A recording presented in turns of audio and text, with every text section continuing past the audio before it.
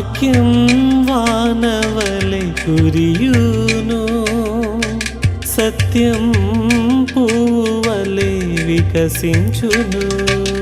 సత్యం సత్యమే, సత్యం సత్యమే, సత్యం సత్యమే, సత్యం సత్యమే. సత్యం సత్యమే అనే ఈ కార్యక్రమానికి స్వాగతం. దేవుడు మీకు మంచి వాక్య సందేశం వినడానికి అవకాశం ఇచ్చారు.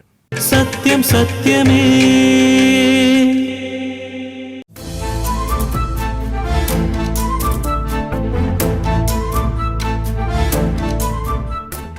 ప్రభు అయిన యేసుక్రీస్తు నామంలో అందరికీ ప్రేమతో వందనాలు తెలియజేస్తూ ఉన్నాను. ఈరోజు మనం కొన్ని ఆత్మీయమైనటువంటి పాఠాలని నేర్చుకుందాం. ఆత్మీయ పాఠాలు మనుషులకి చాలా అవసరం. ఎందుకంటే మనలో ఆత్మ ఉన్నది, అంటే మనం ఆత్మ కలిగినటువంటి మనుషులం. జంతువులకు కానీ, పక్షులకు కానీ, పశువులకు కానీ, మరి వేరే ఇతర జీవులకు ఆత్మ అనేది ఉండదు. మనిషి మాత్రమే ఆత్మ కలిగినటువంటి వాడు. అందుకనే మనకి ఆత్మీయ విషయాలు చాలా అవసరం, ఆత్మీయ పాఠాలు మనకి చాలా అవసరం. దేవుడు మనిషిని సృష్టించేటప్పుడు ఆయన నరుని నాసికా రంధ్రాల్లో జీవవాయువుని ఆయన ఊదినప్పుడు నరుడు జీవాత్మాయను అని అక్కడ రాయబడి ఉన్నది. జీవము అట్లనే ఆత్మని మనము పొందుకొని ఉన్నాము. అవి దేవుడు మనకు అనుగ్రహించి ఉన్నాడు. అయితే ఈరోజు మనం నేర్చుకునేటువంటి ఆత్మీయ పాఠంలో ముఖ్యమైనటువంటి విషయం, దేవుడు మనిషిని సృష్టించినటువంటి రీతిని గురించి మనము నేర్చుకుందాం. The creation of man. దేవుడు మనిషిని సృష్టించాడు. మనిషి స్వతహాగా తను తాను నిర్మించుకోలేదు. మనిషి ఏదో ఒక ఎవాల్యుయేషన్ జరిగి ఒక జీవ పరిణామ ప్రక్రియలో మనిషి రాలేదు. మనిషిని దేవుడు సృష్టించాడు. మనం సృష్టింపబడినటువంటి వారం. అయితే బైబిల్ గ్రంథంలో మనం చూసినట్లయితే మొదటి పుస్తకమైన ఆదికాండములో 1వ అధ్యాయము 26వ వచనం నుంచి 28వ వచనం వరకు మనం చదివినట్లయితే దేవుడు మనిషిని తన యొక్క స్వరూపంలో చేసుకున్నాడని అక్కడ మనకి చెప్పబడుతూ ఉన్నది. ఒక వచనాన్ని చదువుతాను. 26వ వచనం. దేవుడు మన స్వరూపమందు మన పోలిక చొప్పున నరులను చేయుదము, వారు సముద్రపు చేపలను, ఆకాశ పక్షులను, పశువులను, సమస్త భూమి మీద ప్రాకు ప్రతి జంతువును ఏలుదురుగా కనియు పలికెను. దేవుడు మన స్వరూపమందు మన పోలిక చొప్పున నరులను చేయుదమని దేవుడు తన యొక్క పోలికలో నరులను సృజించడం జరిగింది. అయితే ముఖ్యమైనటువంటి మొదటి విషయం మనం గ్రహించాలి, మనిషి దేవుని యొక్క స్వరూపంలో సృష్టింపబడ్డాడు. Man was created in the image of God. దేవుని యొక్క స్వరూపంలో మనిషి సృష్టింపబడ్డాడు. మనము ఈ యొక్క ఆదికాండంలో చూసినట్లయితే చాలా సందర్భాల్లో దేవుడు మనిషిని సృష్టించినటువంటి విధానాన్ని, తర్వాత జరిగినటువంటి పరిణామాల గురించి కూడా చెప్పబడ్డది. కానీ మొదటి పుస్తకంలోని మొదటి అధ్యాయంలో చూసినట్లయితే ఒక్కొక్క రోజు ఒక్కొక్క భాగాన్ని దేవుడు సృష్టిస్తూ వచ్చాడు. అంటే మనకి భూమిని, ఆకాశాన్ని సృజించాడు. తర్వాత ఒక ఆటలో చూసినట్లయితే సముద్రాలని దేవుడు ఏర్పాటు చేసినట్లుగా మనం చూస్తూ ఉన్నాము. ఆరిన నేలని ఏర్పాటు చేసినట్లుగా చూస్తున్నాము. సూర్యచంద్ర నక్షత్రాలని, అదేవిధంగా నేల మీద గడ్డిని, మొక్కలను, తర్వాత భూ జంతువులను, సముద్రంలో ఉండేటువంటి జలచర జీవులను, ఆకాశ పక్షులను, సో వీటన్నిటినీ కూడా ఒక క్రమ పద్ధతిలో సృష్టించి చివరి రోజు అంటే 6వ రోజు మనిషిని నిర్మించినట్లుగా మనం చూస్తున్నాం. మనిషిని తన యొక్క స్వరూపంలో సృష్టించినట్లుగా మనం చూస్తున్నాం. అంటే మనిషిని చేసిన విధానాన్ని మనం గ్రహించినట్లయితే దేవుడు మనిషి పట్ల ఒక ప్రేమను కలిగి ఉన్నాడని అర్థమవుతుంది. అంటే ఒక జాగ్రత్తను కలిగి ఉన్నాడు. ఇప్పుడు చూడండి, పక్షులను, పశువులను, జంతువులను దేవుడు సృష్టించేటప్పుడు తన యొక్క నోటి మాట చేత అవి కలుగునుగాక అని పలికినప్పుడు అవి కలిగాయి.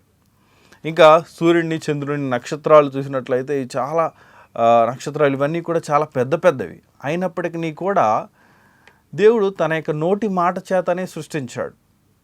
కానీ మనిషి దగ్గరకు వచ్చేసరికి ఇవన్నీ కూడా ఏర్పాటు చేసి, అంటే ఒక ఇంటిలాగా, ఒక గృహంలాగా మనిషికి అన్నీ కూడా నివాసయోగ్యంగా ఉండేటట్లుగా అన్నీ కూడా ఏర్పాటు చేసిన తర్వాత మనిషిని సృష్టించాడు. మనిషిని తన యొక్క స్వహస్తాలతో సృష్టించాడనమాట. తన యొక్క స్వహస్తాలతో తన యొక్క స్వరూపంలో మనల్ని నిర్మించినట్లుగా మనం చూస్తున్నాం. అంటే మనిషిని తన యొక్క పోలికలో సృష్టించాడు. అట్లనే చాలా జాగ్రత్త కలిగి చాలా ప్రేమగా మనిషిని సృష్టించినట్లుగా మనం చూస్తున్నాం. అంటే మన మీద తనకున్నటువంటి ప్రేమ, మన మీద తనకున్నటువంటి ఆప్యాయత, అనురాగాలు ఆ సృష్టి క్రమం చూసినప్పుడే మనకు అర్థమవుతుంది. కాబట్టి దేవుడు, చాలామంది అనుకుంటారు నన్ను పట్టించుకోవట్లేదు, నన్ను ఎందుకు జన్మింప చేశాడు, నేను ఎందుకు పుట్టాను, ఏంటి నా బ్రతికి ఇలా అయిపోతుంది అని చాలామంది అనుకుంటారు. దేవుడు నిన్ను చూస్తున్నాడు, నీ జీవితం తనకి తెలుసు. దేవుడు తన పోలికలో నిన్ను సృష్టించుకున్నాడు. నిన్ను ఆ సృష్టించే క్రమంలోనే అంత జాగ్రత్తగా సృష్టించినటువంటి దేవుడు నీ యొక్క జీవితంలో నిన్ను మర్చిపోయాడని నువ్వు ఎలా అనుకుంటావు? దేవుడు నిన్ను మర్చిపోలేదు. దేవుడు నిన్ను తన యొక్క అరచేతిలో పెట్టుకొని చూస్తున్నాడు. దేవుడు నీవు ఆ సృష్టించిన సృష్టికర్తని తెలుసుకోవాలని ఆశపడుతున్నాడు. ఆ సృష్టికర్తని తెలుసుకున్నప్పుడు నీ హృదయంలో ఉన్నటువంటి అలజడి, భయము, దిగులు ఇవన్నీ కూడా పోతాయి. అయితే ఇక్కడ ఒక విషయం గమనించాలి. దేవుడు మనిషిని సృష్టించాడు కదా. మనిషిని సృష్టించాడు అంటే దేవుని యొక్క పోలికలో ఆయన సృష్టించాడు. మరి పోలిక అంటే ఏంటి? దేవుని పోలిక అంటే ఏంటి? అంటే మనకి చేతులు ఉన్నాయి కదా అని దేవుడికి అలా ఉన్నట్ల, మనకి కాళ్ళు ఉన్నట్లుగా దేవుడికి ఉన్నట్టుగా, మనకి ఇంకేమంటారు కళ్ళు, చెవులు, సో అంటే ఈ యొక్క రూపమా, బయట కనిపించే భౌతిక రూపమా? ఇలా కాదు. దేవుని స్వరూపం అంటే 3 ముఖ్యమైనటువంటి విషయాలను మనము గమనించాలి. దేవుని పోలిక అంటే మోరల్ లైక్నెస్ అని అంటారన్నమాట. అంటే నైతిక పరంగా దేవుడు ఎలా ఉన్నాడో నైతిక విలువలను కలిగి ఉండి అవి దేవుడు మనకి ఆపాదించాడు. నైతిక విలువలంటే మనం గమనించినట్లయితే నీతి, న్యాయము, పవిత్రత, పరిశుద్ధత, సో ఈ యొక్క సత్యము, ఇవన్నీ కూడా మోరల్గా మనకు ఉండాల్సినవి. అంటే దేవునిలో అపరిమితంగా ఉన్నాయి. ఆ అపరిమితంగా ఉన్నటువంటి ఆ నీతి, నిజాయితీ, ప్రేమ, ఆప్యాయత, అనురాగాలు ఏవైతే ఉన్నాయో, నీతి, న్యాయం ఇవన్నీ కూడా మోరల్ లైక్నెస్లోకి వస్తాయి అన్నమాట, నైతిక విలువల్లోకి. ఇవన్నీ కూడా దేవుడు మనిషికి ఆపాదించాడు. అందుకనే మనిషి తనంతటికి తాను రాలేదు, దేవుడు తన పోలికలో సృష్టించాడు. మనిషి ఏదో జీవ పరిణామం చెంది పరిపక్వ దశలోకి వచ్చి తర్వాత మనిషిలాగా వచ్చాడు అనేది కూడా కాదు. మనిషి చాలామంది అనుకుంటారు ఏదో ఒక పదార్థం నుంచి అలా అన్నీ కూడా రావడం జరిగింది, ఆ పదార్థం పేలి అన్నట్లుగా చెప్తూ ఉంటారు. వాటి నుంచి ఈ యొక్క నైతిక విలువలు, నీతి, న్యాయము, యథార్థత, పరిశుద్ధత, ఈ యొక్క విలువలు అనేది ఒక పదార్థం నుంచి రావు, దాంట్లో జీవం ఉండదు. కాబట్టి నైతిక విలువలు మనకి ఎలా వచ్చాయి, మనకి ఎలా తెలుస్తుంది? ఇలా చేయడం తప్పు, అది పాపము, ఇది దోషం అనేది ఎలా తెలుస్తుంది అని అంటే అది దేవుడు మనకు ఆపాదించాడు. కాబట్టి దేవుని పోలిక అంటే నైతిక విలువలను దేవుడు మనకి ఆపాదించాడు. ఇంకొకటి మనం చూసినట్లయితే పర్సనల్ లైక్నెస్ అని అంటారు. అంటే వ్యక్తిత్వము, ద పర్సనాలిటీ, వ్యక్తిత్వాన్ని దేవుడు మనకి ఆపాదించాడు. వ్యక్తిత్వం అంటే నేను అనేటువంటి ఒక గౌరవం. నేను అన్నీ కూడా అంటే నాకు ఒక పేరుంది, నేను అనేటువంటి వ్యక్తిని నేను ఉన్నాను. నేను అనేటువంటిది మనకి ఆ పర్సనల్ లైక్నెస్ అనేది మనకి అర్థమవుతూ ఉన్నది. అంటే ఇప్పుడు చూడండి, జంతువులు వాటికి వ్యక్తిత్వం అనేది ఉండదు. వ్యక్తిత్వము అంటే నేను అనేది ఉండదు. ఈ వ్యక్తిత్వాన్ని గురించి ఆలోచించినట్లయితే దీంట్లో ఇంటెలెక్చువల్, ఎమోషనల్, విల్ ఇవన్నీ కూడా ఉండాలి. అంటే జ్ఞానం అనేది ఉండాలి, తన యొక్క చిత్తం, విల్, నిర్ణయాలు తీసుకునేటువంటి తత్వం ఉండాలి. ఎమోషన్స్ అంటే భావోద్వేగాలను, అంటే ఇవన్నీ కూడా ప్రేమ, ఆప్యాయత, అనురాగాలని ఎక్స్ప్రెస్ చేసేటువంటి తత్వం ఉండాలి. అప్పుడే మనిషిని వ్యక్తిత్వం కలిగినటువంటి వాడు అని పిలుస్తారు. దీన్నే పర్సనాలిటీ అని అంటారనమాట. ఆ వ్యక్తిత్వం అనేది దేవుడు మనకు ఆపాదించాడు, దేవుడు మనకు అనుగ్రహించాడు. సో అందుకనే మనకి నిర్ణయాలు తీసుకోగలం, కానీ జంతువులు తీసుకోగలుగుతాయా? తీసుకోలేవు. మనము డెవలప్ అవ్వగలం, ఇంటెలెక్చువల్గా జ్ఞానాన్ని సంపాదించి అప్పుడు ఏం సంభవించింది, ఇప్పుడేం సంభవించింది అనే విషయాలను మనం స్టోర్ చేసుకొని ఫ్యూచర్ ప్లాన్ని కూడా మనము రెడీ చేసుకోగలిగేటువంటి ఆ ఇంటెలెక్చువల్ నాలెడ్జ్ అనేది దేవుడు మనకిస్తున్నాడు. అవి జంతువులకి అప్పుడు ఏమనిపిస్తే అవే చేస్తాయి, కానీ ఎప్పుడో 1 సంవత్సరం క్రితం జరిగినటువంటి విషయాలను జ్ఞాపకం చేసుకొని అవి ఏమంటారు ఫ్యూచర్ ప్లాన్స్ చేసుకొని ఏమీ చేయలేవు.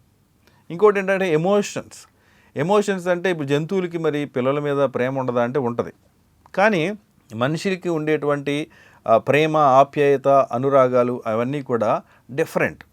ఏంటంటే కొన్ని బాధలు ఉంటాయి. ఇప్పుడు చూడండి, ఎప్పుడో 1 నెల క్రితం జరిగిన సంఘటన జ్ఞాపకం చేసుకొని మనిషి బాధపడుతూ ఉంటాడు.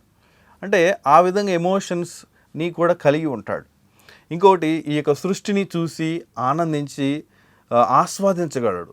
వావ్, ఏంటి ఇంత అద్భుతంగా ఉంది అని దాని అందాలను కూడా ఆస్వాదించగలిగేటువంటి తత్వం మనిషికి ఉంటుంది అన్నమాట. సో మనిషికి ఇంకా అనేక రకాల ఈ యొక్క వ్యక్తిత్వపు లక్షణాలు అనేవి కనిపిస్తున్నాయి. కాబట్టి మనిషికి ఆ వ్యక్తిత్వపు లక్షణాలు ఎక్కడి నుంచి వచ్చాయంటే దేవుడు ఆపాదించాడు. దేవుడు తన యొక్క లక్షణాలని, ఆ యొక్క వ్యక్తిత్వాన్ని మనిషికి ఇచ్చినట్లుగా మనం చూస్తున్నాం. ఇంకొక లైక్నెస్ ఏంటంటే మనం నైతికంగా చూసాము, మోరల్ లైక్నెస్ అని, పర్సనల్ లైక్నెస్ అని. ఇంకొకటి మనం చూసినట్లయితే స్పిరిచువల్ లైక్నెస్ అంటే మనిషి ఆత్మను కలిగి ఉన్నాడు.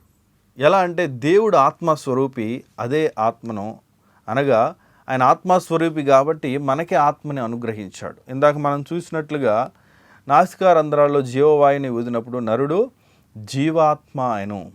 మన లైఫ్ జీవాన్ని మనం పొందుకున్నాము, ఆత్మని కూడా దేవుడు అనుగ్రహించాడు. కాబట్టి మనలో ఉన్నటువంటి ఆత్మ వలనే యాక్చువల్గా మనకి వ్యక్తిత్వం అనేది వచ్చింది. మనలో ఉన్నటువంటి ఆత్మ వలనే నేను అనే వ్యక్తిని ఉన్నానని మనం చెప్పుకోగలుగుతున్నాం. ఒకవేళ ఒక ఉదాహరణ మనం చూసినట్లయితే, మనిషి చనిపోయినప్పుడు మనం బాడీ దగ్గరికి వెళ్తాం. బాడీ దగ్గరికి వెళ్ళి ఏమంటామంటే ఈ వ్యక్తి ఇక లేడు, తాను వెళ్ళిపోయాడు అని చెప్తూ ఉన్నాం. ఏంటి, బాడీ అక్కడే ఉంది కదా, ఆ వ్యక్తి లేడని మనం ఎలా చెప్తున్నాం అని అంటే, ఏంటి బాడీ ఇక్కడే ఉంది కదా, ఆ వ్యక్తి లేడని మనం ఎలా చెప్తున్నామంటే తనలో ఉన్నటువంటి ఆత్మ సపరేట్ అయిపోయింది. సో ఆత్మ సపరేట్ అయిపోయినప్పుడు ఆ బాడీకి వాల్యూ లేదు, ఆ వ్యక్తి అక్కడ లేడు అని చెప్తున్నాం. అంటే వ్యక్తిత్వం అనేది తనలో ఉన్న ఆత్మను బట్టి వస్తూ ఉన్నది. దేవుడు ఇవన్నీ కూడా మనకు ఆపాదించాడు. చూడండి, ఆయన పోలికలో, ఆయన స్వరూపంలో ఎంత అద్భుతంగా మనిషిని సృష్టించాడో చూడండి. ఎంత ఇష్టమో మనిషి అంటే దేవునికి.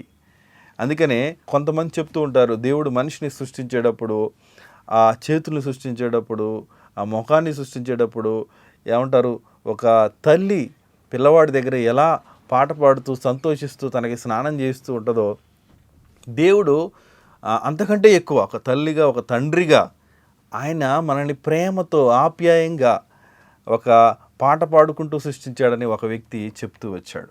అంటే తన యొక్క స్వరూపము, తన యొక్క లక్షణాలని దేవుడు మనకు ఆపాదించి అద్భుతంగా దేవుడు మనల్ని సృష్టించాడు. ఎంత గొప్ప ప్రేమామయుడిని మనం ఎప్పుడూ కూడా స్మరించుకోవాలి.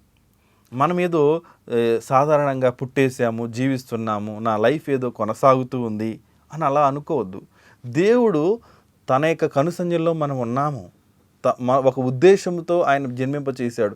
ఇన్ని లక్షణాలు ఆపాదించి దేవుడు తన స్వరూపంలో నేను సృష్టించి ఇక్కడికి పోయి జన్మింపచేశాడు అంటే నీ మీద కొన్ని ఉద్దేశాలను ఆయన కలిగి ఉన్నాడు, కొన్ని ప్రణాళికలు కలిగి ఉన్నాడు. ఆయన నిన్ను ప్రేమిస్తున్నాడు, అవి నీ యందు నెరవేర్చాలని ఆయన ఆశపడుతున్నాడు. ఎన్నో మహత్తరమైనటువంటి ప్లాన్స్ ఆయన కలిగి ఉన్నాడు. కాబట్టి నీవు దిగులు పడొద్దు. నీ జీవితం అనేది ఏదో గందరగోళంగా ఉంది, ఎటో వెళ్ళిపోతుంది, నాకు అర్థం కావట్లేదు, అగోచరంగా ఉంది, మార్గం కనిపించట్లేదు అని నువ్వు అనుకుంటున్నావేమో. నీ సృష్టికర్త నీ ఎడల కొన్ని మంచి మార్గాలని, ప్లాన్స్ కలిగి ఉన్నాడు. ఆ సృష్టికర్త వైపు చూడు, నేను సృష్టించిన సృష్టికర్త వైపు చూడు. ఆయన నీకు చక్కటి మార్గాన్ని ఆయన నీకు చూపిస్తాడు. మొదటిగా మనం చూసినటువంటి విషయము, మనిషి దేవుని యొక్క పోలికలో సృష్టింపబడ్డాడు. కాబట్టి మనం నిరుత్సాహపడాల్సిన అవసరం లేదు. దేవుడు ఒక ప్రత్యేకమైనటువంటి ప్రణాళికతో దేవుడు నిన్ను సృష్టించి జన్మింపచేశాడు. రెండో విషయం ఏంటంటే ద డిగ్నిటీ ఆఫ్ మ్యాన్, అంటే మనిషికి ఉన్నటువంటి విలువ మనం తెలుసుకోవాలి. ఏంటి, దేవుని స్వరూపంలో మనిషి సృష్టింపబడ్డాడు కదా, అందుకనే మనిషికి విలువ. బైబిల్ గ్రంథం మనం చూసినట్లయితే దేవుడు 10 ఆజ్ఞలు ఇవ్వడం జరిగింది. నిర్గమాకాండం 20వ అధ్యాయంలో మనం చూసినట్లయితే అక్కడ 10 ఆజ్ఞలు మనకు కనిపిస్తాయి. అక్కడ నరహత్య చేయరాదు అని రాయబడ్డది. అంటే నరహత్య చేయడం అనేది పాపం, అంటే నరుణ్ణి చంపటం అనేది పాపం. ఎందుకు అంటే నరుడు దేవుని స్వరూపంలో చేయబడినటువంటి వ్యక్తి. కాబట్టి ఒక మనిషిని చంపటం అనేది బహుఘోరమైనటువంటి విషయం. దేవుడు దాన్ని తీర్పులోనికి తీసుకువస్తాడు. కాబట్టి మనిషికి విలువ ఉంది. ఆ విలువని, ఆ డిగ్నిటీని దేవుడు ఇస్తున్నాడు. ఎందుకంటే ఆయన పోలికలో మనం సృష్టింపబడ్డాం కాబట్టి. ఈ లోకంలో చూసినట్లయితే చాలామంది పేదవాళ్ళని, ధనికులని ఇట్లా తారతమ్యాలు చూపిస్తూ ఉంటారు. పేదవాళ్ళని అణిచివేస్తూ ఉంటారు. అది పద్ధతి కాదు. మనకి డబ్బులు ఉన్నంత మాత్రాన మనం ఏదో గొప్పగా ఫీల్ అయ్యి లేని వారిని మనం చూసి పేదవారు, వాళ్ళు అధములు, వారిని తొక్కివేయాలి, వాళ్ళని నెట్టివేయాలని మనం చూడకూడదు. మనిషి పేదవాడైనా ధనికుడైనా మనిషికి ఉన్న విలువ ఉన్నది. ఏంటంటే మనిషి దేవుని స్వరూపంలో సృష్టింపబడ్డాడు. ఇంకా మనం చూసినట్లయితే ఈ లోకంలో రంగు భేదాలు కూడా చూపిస్తూ ఉంటాడు. అంటే తను నల్లగా ఉన్నాడు, వీళ్ళు తెల్లగా ఉన్నారు అన్నట్లుగా భేదాలు చూపించేటువంటి వ్యక్తులు ఉన్నారు. అలా మనం చూపించకూడదు. చూడండి, దేవుడు ఇన్ని ప్రికాషన్స్ ఇస్తూ మనిషిని ఏ రకంగా ప్రొటెక్ట్ చేస్తున్నాడో, మనిషి విలువని ఎలా పెంచుతున్నాడో చూడండి. చాలామంది ఏమంటారు, జంతువులకి ప్రాధాన్యత ఇస్తున్నారు. జంతువుల్ని ప్రొటెక్ట్ చేస్తున్నారు. జంతువుల్ని ప్రొటెక్ట్ చేసి మనిషి కంటే జంతువులను ఎక్కువగా ప్రేమించేటువంటి సమాజంలో మనం ఉన్నాం. అంత దారుణమైనటువంటి పరిస్థితుల్లోకి వెళ్ళిపోయింది సమాజం. మనిషికి మనం ఇవ్వాలి, జంతువులకి, ఇంకేదో పక్షులకి, ఇంకేదో ఇతరత్ర విషయాలకి మనిషి ప్రాధాన్యత ఇస్తున్నాడు. కానీ తోటి మనిషికి విలువ ఇవ్వలేని పరిస్థితుల్లో ఉన్నాడు. కానీ మనము దేవుని బిడ్డలుగా, దేవుని ఎరిగినటువంటి వారిగా, దేవుని స్వరూపంలో మనిషి చేయబడ్డాడు అని మనిషికి మనం విలువ ఇవ్వాలి. కొన్ని చోట్ల మనం గమనించినట్లయితే జంతువులు వచ్చేసి కొన్ని ఇండ్లలో చొరబడిపోయి మనుషుల్ని చంపేటువంటి పరిస్థితి కూడా ఉన్నది. అట్లాంటప్పుడు ఎవరిని మనం ప్రొటెక్ట్ చేయాలంటే మనుషులకి ప్రొటెక్షన్ ఇవ్వాలి. కొన్ని చోట్ల జంతువులకి ప్రొటెక్షన్స్, దానికి సంబంధించినటువంటి రైట్స్ ఇవన్నీ కూడా పెడుతూ ఉన్నారు. వాటిని ముట్టుకోకూడదు, వాటిని ఏం చేయకూడదని. మరి మనుషులకి, మనిషి బ్రతకడానికి ఎక్కడ ప్రొటెక్షన్? అయితే దేవుడు మనిషిని ప్రొటెక్ట్ చేస్తున్నాడు. దేవుడే మనిషిని కాపాడుతున్నాడు. దేవుడు మనిషి ఎడల ఒక శ్రద్ధని, ఒక కాపుదలని కలిగి ఉండి మనందరినీ కూడా కీప్ చేస్తూ ఉన్నాడు. ఈ మనుషులకి అర్థం కావట్లేదు చాలా, ఎందుకంటే ఆత్మీయంగా పడిపోయిన స్థితిలో ఉన్నారు. కాబట్టి ఈ విలువలు అర్థం కాని స్థితిలో మనుషులు ఉంటున్నారు. దేవుడు చెప్తున్నాడు మనిషికి విలువ ఉన్నదని. నీకు విలువ ఉన్నది. నీకు విలువ లేదని ఒకవేళ నీవు ఏమంటారు, నల్లవాడు అని, లేకపోతే నువ్వు పేదవాడు అని, లేకపోతే అధముడు అని, నీ యొక్క వర్గాన్ని చూసి నిన్ను చులకనగా చేసి మనుషులు మాట్లాడుతున్నారా, కించపరుస్తూ ఉన్నారా, నువ్వు బాధపడాల్సిన అవసరం లేదు. దేవుని దృష్టికి నీవు విలువైనటువంటి వాడు. ఎందుకంటే ఆయన స్వరూపంలో నీవు చేయబడ్డావు. ఇంకా మనం చూస్తే స్త్రీ పురుషులు కూడా దేవుని యొక్క స్వరూపంలో చేయబడినటువంటి వారే. స్త్రీ దేవుని స్వరూపంలో చేయబడలేదా? స్త్రీ కూడా దేవుని స్వరూపంలో చేయబడ్డది. ఆ విషయాన్ని స్త్రీ పురుషులు ఇరువురు కూడా దేవుని స్వరూపంలో చేయబడ్డారు. అంటే ఇందాక మనం చెప్పినటువంటి నైతిక విలువలు కానీ, వ్యక్తిత్వపు విలువలు కానీ, ఆత్మీయ విలువలు కానీ ఇవి వారికి కూడా ఆపాదింపబడ్డాయి కదా. కాబట్టి వారికి కూడా దేవుని స్వరూపంలో చేయబడినటువంటి వారని మనము గ్రహించాలి. అట్లనే వారిని కూడా మనం చులకన భావంతో చూడకూడదు. ఇక్కడ దేవుడు ఆ విలువని ఇచ్చాడు. కాబట్టి స్త్రీగా జీవించడము, పురుషుడిగా జీవించడము, దీన్ని బట్టి మనము ప్రభువుని మహిమపరిచేటువంటి వ్యక్తులుగా ఉండాలి. కొంతమంది స్త్రీలు పురుషుని వేషం వేసుకుంటున్నారు, పురుషులు స్త్రీ వేషాన్ని వేసుకుంటున్నారు. అది సరైనది కాదు. దేవుడు నేను పురుషునిగానే సృష్టించి జన్మింపచేశాడు అంటే నేను పురుషునిగా దేవుడు సృష్టించాడు కాబట్టి దాన్ని బట్టి నువ్వు ఆనందించాలి, సంతోషించాలి, దాంట్లో నీవు సంతృప్తి చెందాలి. అట్లా నేను దేవుడు నువ్వు స్త్రీనిగానే జన్మింపచేశాడు అన్నప్పుడు నీవు స్త్రీనిగానే ఉండి దాంట్లోనే ప్రభువునందు నువ్వు ఆనందించాలి, సంతోషించాలి, ధైర్యంగా నువ్వు ఉండాలి. అంతేగాని అటు ఇటు ఇలా మార్పు చెందడం అనేది అది దేవునికి అవమానకరమైనటువంటి విషయం. దేవుని ఆజ్ఞని మనం అతిక్రమించినటువంటి వ్యక్తులుగా ఉంటాము. అయితే చివరిగా ఇంకొక విషయాన్ని చెప్పాలనుకుంటున్నాను. దేవుడు మనిషిని తన స్వరూపంలో సృష్టించాడు. ఇది మొదటి విషయం. రెండో విషయం చూసినట్లయితే మనిషికి ఒక విలువని దేవుడు ఇచ్చాడు. మూడో విషయం ఏంటంటే మనిషి పడిపోయాడు. అంటే దేవుడు ఏదైతే ఉన్నతమైనటువంటి స్థానాన్ని ఇచ్చాడో ఆయన స్వరూపంలో చేసుకున్నాడు, ఒక విలువనిచ్చాడు, ఒక సృష్టికే ఒక మకుటముగా మనిషిని పెట్టాడు. కానీ మనిషి ఆ ఉన్నతమైన స్థానం నుంచి పడిపోయాడు. ఫాలెన్ స్టేజ్ అని చెప్తారన్నమాట, పడిపోయినటువంటి స్థితి. అందుకనే రోమిలకు రాసిన పత్రిక 3వ అధ్యాయం 23వ వచనంలో చూసినట్లయితే ఏ భేదము లేదు, అందరూ కూడా పాపము చేసి దేవుడు అనుగ్రహించు మహిమను పొందలేకపోతున్నారు. అందరూ కూడా పాపం చేసి దేవుడు అనుగ్రహించి మహిమను పొందలేకపోతున్నారు. ఏదైతే ఆ యొక్క స్టేజ్ని, ఆ యొక్క గ్లోరీని దేవుడు ఇచ్చాడో ఆ స్థితి నుంచి మనిషి పాపం చేసి పడిపోయాడు. ఆదాము దేవుడు చెప్పిన దానికి అవిధేయత చూపించాడు. దేవుడు తినొద్దన్నటువంటి ఫలాన్ని తిని అవిధేయుడయ్యాడు. ఎప్పుడైతే ఆ ఆజ్ఞను అతిక్రమించాడో అప్పుడు మనిషి ఆ ఉన్నతమైన స్థానం నుంచి పడిపోవడం జరిగింది. అంటే ఆ యొక్క ఆత్మీయ విలువలు, ఆ లక్షణాలన్నీ కూడా తుడిచివేయబడ్డాయి. అందుకని దేవుని స్వరూపం మనిషిలో కనిపిస్తుంది. కానీ ఎలా అంటే బ్లాక్ బోర్డ్ మీద రాసినటువంటి అక్షరాలని ఒకసారి మన డస్టర్తో తుడిస్తే అక్కడక్కడ కనిపిస్తాయి కదా అక్షరాలు. అట్లా ఆత్మీయ విలువలు, దేవుని పోలికలు కొంచెం కొంచెంగా కనిపిస్తున్నాయి అంతే. కాబట్టి అట్లాంటి పడిపోయిన స్థితిలో మనిషి ఉన్నాడు. అందుకని తనకు మార్గం అర్థం కావట్లేదు, ఎటు వెళ్ళాలో తెలియనటువంటి సిచ్యువేషన్లో ఉన్నాడు. అందుకనే ఆ యొక్క పడిపోయినటువంటి స్థితిని బట్టి దేవుడు తీర్పు కూడా తీరుస్తున్నాడు. ఏంటంటే ఆయన స్వరూపంలో చేయబడినప్పటికీ కూడా పాపం చేసిన ప్రతి వ్యక్తి కూడా నరకానికే వెళ్ళాలని దేవుడు నియమించాడు. అట్లనే ఆ నరకంలో పడిపోకుండా ప్రత్యామ్నాయాన్ని కూడా దేవుడు ఏర్పాటు చేశాడు. ఎలా అంటే తన యొక్క కుమారుడైన యేసు ప్రభుని ఈ లోకంలోనికి పంపించి ఆయన నీవు చేసినటువంటి ఆ అవిధేయత, ఆ పాపాన్ని తనపై వేసుకుని కలువరి శిలువలో ఘోరాతి ఘోరంగా చనిపోయి సమాధి చేయబడి తిరిగి లేచాడు. ఆయన ప్రేమ చూడండి ఎలా ఉందో. ఆయన స్వరూపంలో చేశాడు, ఆయన విలువ ఇచ్చాడు.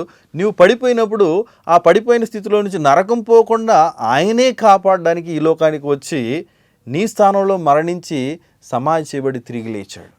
చూడండి ఆయన ప్రేమ చూడండి ఎంత అద్భుతంగా ఉంది. అంటే ఏ స్టేజ్లో అయినా ఆయన అద్భుతమైన ప్రేమని మన ఎడల కనపరుస్తున్నాడు. నీవు అట్లాంటి పరిపూర్ణ స్థితిలోనే ఉన్నావు. మరి నీవు ఇప్పుడు తిరిగి లేవడం ఎలా అంటే ఆ యేసు క్రీస్తునందు విశ్వాసం ఉంచటం ద్వారా నీవు మరలా తిరిగి లేచి ఆ దేవుని స్వరూపంలోనికి దినదినం కూడా మార్చబడతావు. మరలా ఆ పడిపోయిన స్థానాన్ని దేవుడు నీకు ఇస్తూ ఉన్నాడు. కాబట్టి క్రీస్తు యేసునందు విశ్వాసం ఉంచిన వారికి ఏ శిక్షా విధి లేదు. క్రీస్తు యేసునందు ఉన్న వారికి ఏ శిక్షా విధి లేదని మనం రోమీలకు రాసినటువంటి పత్రికలో మనం చూస్తాం. యేసు క్రీస్తునందు మన యొక్క పాపాలకి క్షమాపణ, మన అవిధేయతకి దేవుడు విమోచనని దయచేసి మనల్ని రక్షిస్తూ ఉన్నాడు.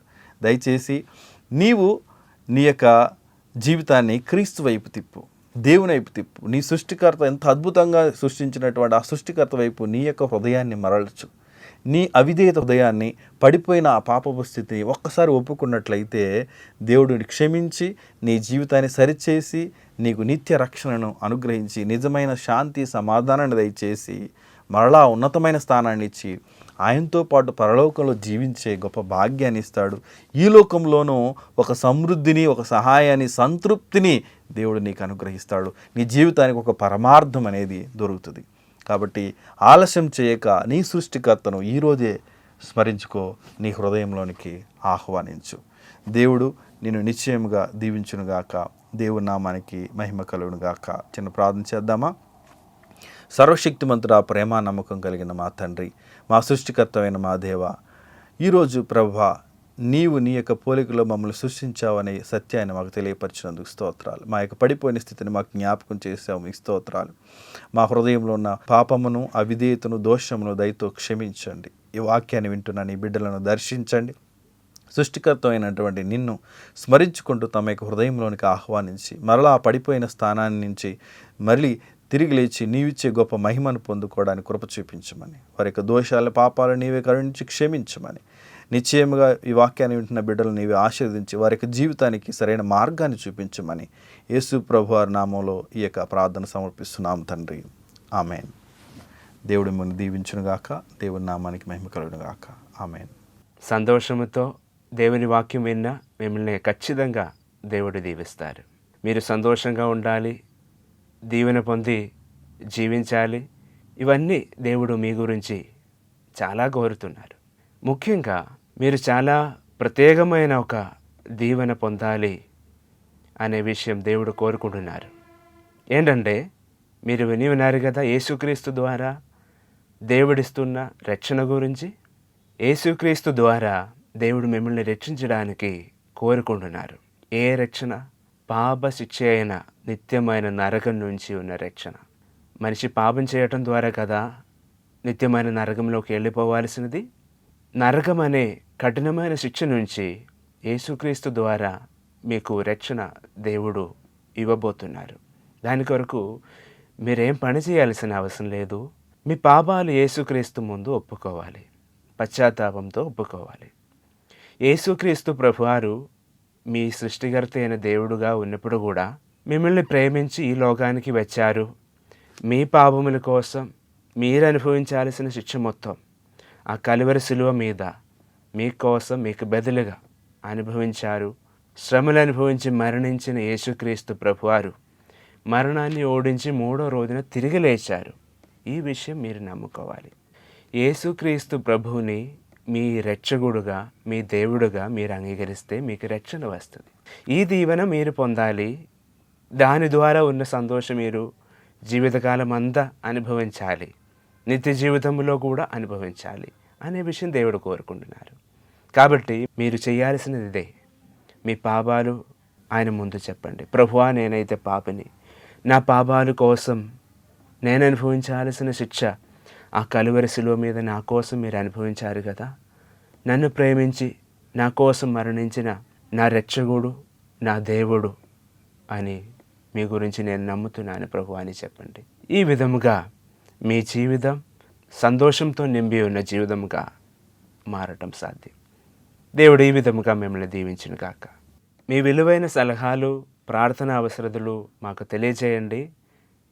మా address agape gospel ministries, building number 3-168/80P, Vaishnavi Nagar, Suraram, Hyderabad.